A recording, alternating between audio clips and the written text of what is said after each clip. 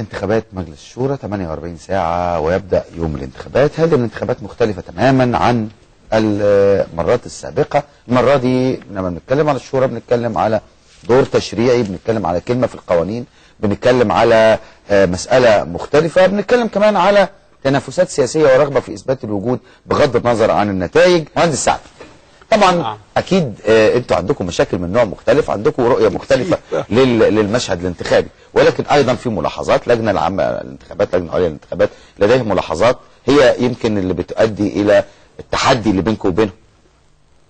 لا احنا مشكلتنا مش مع اللجنه العليا ابتداء، احنا عندنا مشاكل كتير من بدري. انا اتذكر في انتخابات 2005 و2000 كنا يعني على الموبايل والمحمول نقول الف مبروك الف مبروك فلان نجح. الانتخابات دي بقى بنقول يعني يبقى فرحه عامه كل الجمهوريه اتصالات بالموبايل، الف مبروك فلان قدم ورقه. يعني بقى تقديم الورق في حد ذاته يعني ده انجاز. يعني احنا قضيه استكمال الورق وتقديمه بس دي قضيه ممكن ناخد فيها حلقه لوحدها. يعني حاجه يشيب لها الولدان.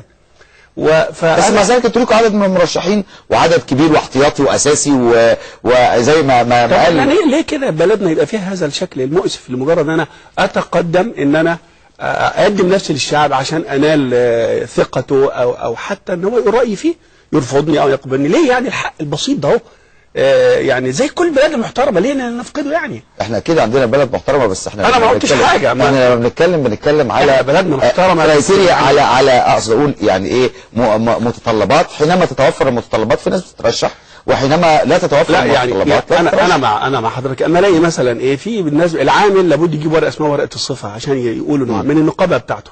اللجنه النقابيه بتاعته ترفض، النقابه العامه بتاعته ترفض، لابد تيجي من الاتحاد العام من مكان واحد في مصر. الاتحاد العام مقفول بالضبط المفتاح مده 5 ايام على ما يعدي وقت التقديم.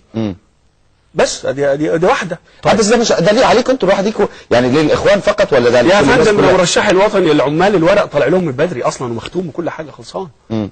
يعني ما تروح واقف على قدام الاتحاد العام مرشحين بس. طب انتوا ليه ما طلعتوش الورق بتاعكم من بدري؟ ما هي لها مواعيد، لها مواعيد ولها ظروف، وانا برضه انا مش عارف انا اصلا انا لو قدمته من بدري وطلبت ورق بدري يعتقل قبل ما يرشح. ما ده حاصل.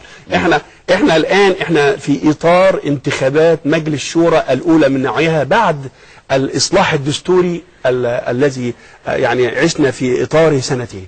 نحن الان نعيش ونهنأ بالإصلاح الدستوري الجديد. السيد الرئيس قال في برنامج انتخابي ان انا آليت على نفسي منذ ان استلمت هذه الامانه ان انا ارعى الدستور والقانون، وقضيه الاصلاح الدستوري من الاولويات. الحمد لله احنا دلوقتي في الاصلاح الدستوري وبدانا نجرب بقى. احكي لك بقى الاصلاح الدستوري حاصل فيه ايه؟ لا شيء هو السؤال معلش عشان طبعا يمكن اقول اخر حته كده، اخر لمسات الاصلاح الدستوري شيء ما لم يكن يحدث في مصر. ده طبعا تعريف اعتقال النساء. حضرتك تسمع ان مصر بلدنا اللي بتمتاز بالخلق والادب، الحريم يعتقلوا. ليه؟ عشان ايه؟ يروحوا المرشح في الاسماعيليه لانصار المرشح يعتقلوهم. ما لهمش. ليه بيعتقلوا؟ يروحوا قابضين على الستات. باي تهمه؟ مفيش. لا لازم يكون في تهمه. تهمه ايه؟ هو بيقبضوا لما واحد يترشح يقبضوا على انصاره ليه؟ على افتراض حتى اللي بيدعوه ان هناك بينادي باشعارات دينيه. القانون نفسه اللي هو احترمه وباقسامه على احترامه ما بيقولش ان حتى لو عمل شعارات دينيه وفي نظرهم مخالفه للقانون والدستور مش جزاؤه ان هو ينضرب ويعتقل انصاره ويتلفق لهم قضايا. هنعود مره ثانيه الى ما تفضلت به والخاص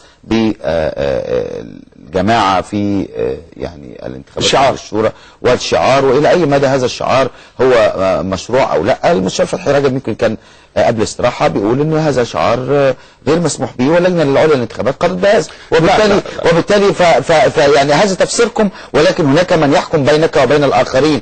انت ليه رافض هذا الحكم؟ لا انا مش رافض، احنا منتظرين الحكم الاداريه العليا، لكن احنا بيحكمنا. يعني انت لا تعترف باللجنه العليا للانتخابات؟ احنا لا، انا ما بعترفش. انا احترم القانون والدستور. طيب وان كان لي عليها مآخذ دستوريه، لان اللجنه العليا طبقا للدستور لجنه مستقله ذات حيده. للاسف تشكيلها نفسه خلاها لا مستقله. بس اللي بيحدد ده حكم قضائي.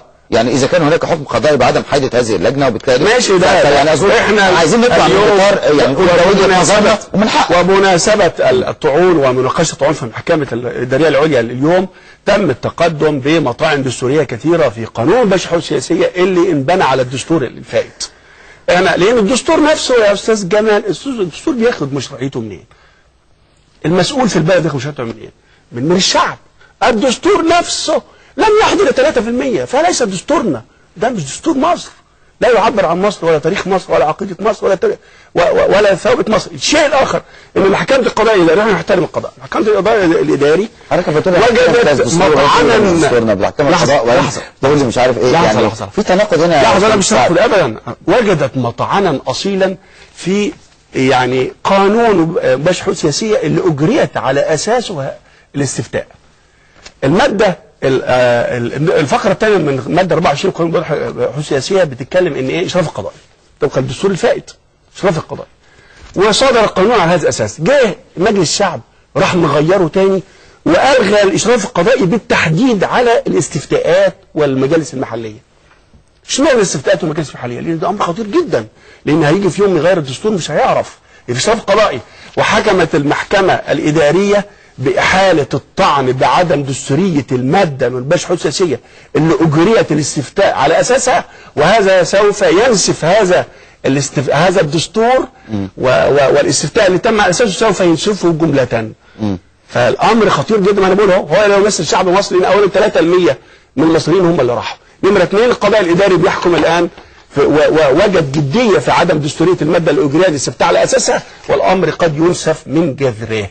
في وجهة نظر كانت موجودة بتقول انتوا يعني متشبثين ليه؟ متشبثين بشعار، والشعار واقع موجود وبتاع، مش محتاج انك مسألة تقالوه. اتأكدت مرة تانية انه حد قال ما هذا اللغو السياسي، يعني يمكن مرتين. طبعا في وجهات نظر أخرى بتشوف ان انتوا بتعملوه مظبوط، وكل حر في وجهة نظر. هو الفكرة الأخ اللي بيقول متشبثين ليه أو لغو سياسي، أنا بقول له باختصار. أولا سؤال كده ببساطة، لو احنا الإخوان المسلمين مرشحيهم اللي في الدوائر اللي معروفين دول نزلوا في تحت شعار مش الإسلام ولا حاجة، هيسكتوا عنهم؟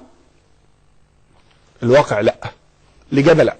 نمرة 2 فعلا كثير من المرشحين الإخوان الآن أما في مسيراتهم وجولاتهم ما بيطرحوش شعار الإسلام ولا حاجة صراحة، ومع ذلك بيتقبض عليهم. الشيء الثالث ليه بيتقبض عليهم ليه؟ ما هو منافس قوي. لا لا لا لا بيتقبض عليهم منافس قوي. يعني لازم يكون في تهمه يا باشمهندس سعد. انت مع ذلك في سبب قلت حالا التنافسيه وسخنه التنافسيه بين الداخليه والاخوان، مش وطن اخوان. احنا بحثنا زي ما حضرتك قلت قضيه الشعار نقف عنده او نقف عنه، وجدنا الموضوع مش شعار. احنا الشعارات عندنا ليست مقدسات، لكن مضمون الشعار ده هو اللي مقدس. ايه اللي يعني ايه؟ انا الشعب المصري ما رفضوش. انا افترض ان انا واحد دماغي ناشفه ومتحجره، خلاص يا سيدي. حضرتك تقول ان في نسبه من الشعب خلاص الشعب المصري هيقبلني متشبثا بهذا الشعار، ما نسيب الشعب يختار. ناس متحجره. ومساله الشيء الاخر هو ليس شعار، هو برنامج. انا عندي برنامج، انا شارح هذا الموضوع. انا شايف مضمون الشعار حياه للامه واصلاح. انا بشوف هو حل معنى كامل شامل. انا بحب برنامج.